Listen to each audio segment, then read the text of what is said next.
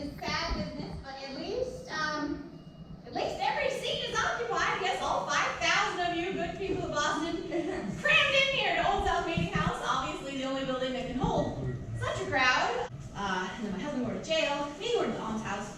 But through all of that unrest, I've never been worried, really, because poor though I may be, I have 6 boys, and each and every one of them will grow up to be Englishmen, just like you, enjoying all the same rights and liberties you Englishmen are entitled to.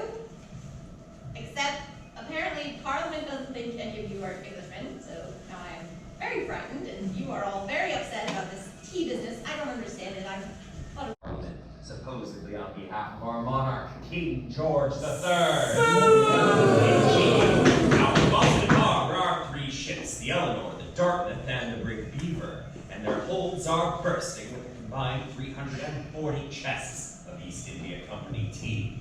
Under the law, each of these vessels has 20 days to offload its cargo and pay the duty or taxes owed. Tomorrow marks the day Thomas Hutchinson. This is a man who has abandoned the cause of his people years ago, and yet he is the only one who can grant a pass allowing these vessels to return to England without offloading their pernicious cargo. It'll be you, the people of Boston, who will be forced to pay this unjust tax on tea. Hey, Bertie, they also tax our playing cards and dice. As well, such as Mr. James Brewer. Yes, I thought word that your house needed new windows, and with this tax on glass, how did you pay for them under the I did not pay. I had to forego windows to feed my family's belly. Yes, those towns and acts were simply awful, Mr. Brewer. It is through your united effort and your united resolve you have allowed many of these Townsend duties to be repealed. Huzzah! But then we deserve the same basic rights as Englishmen. Forfeit from heaven, taxation without representation is tyranny, and the time for petition and compromise is over. Huzzah!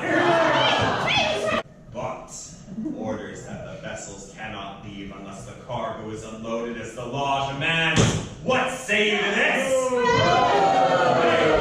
Our governor refuses to send this tea back to England, just as he has refused every petition, every course and recourse to enact a full solution.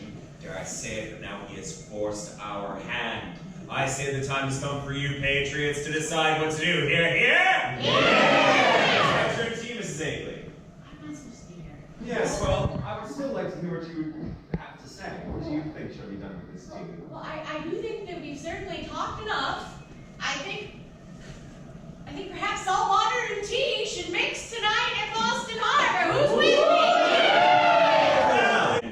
That of the Mohawk. Now rally, patriots. Huzzah! Huzzah! Boston Harbor's a tea pot tonight. It's clear there's nothing more immediate can do to save this country. Friends, that's That leaves one danger left, I'm afraid, and it is unfortunately all of you. After all, we all know each other quite well, and our actions are considered treason by some of our opponents. And does anyone here know the punishment for treason? Death, yes. Hanging and then death shortly after. And thus, raise your right hand, repeat after me. I swear. I swear. I was not there. I was not there. Wonderful, that should hold just fine. I trust you all. Now, I've done 3, 2, 1. Sarah Treva, never to be seen again. And after 3.5 hours, you and 150 other men aboard 3 vessels successfully destroy 340 chests of tea, which is all worth nearly 10,000 pounds of British sterling in my day, or in yours, over $1.5 million. Huzzah!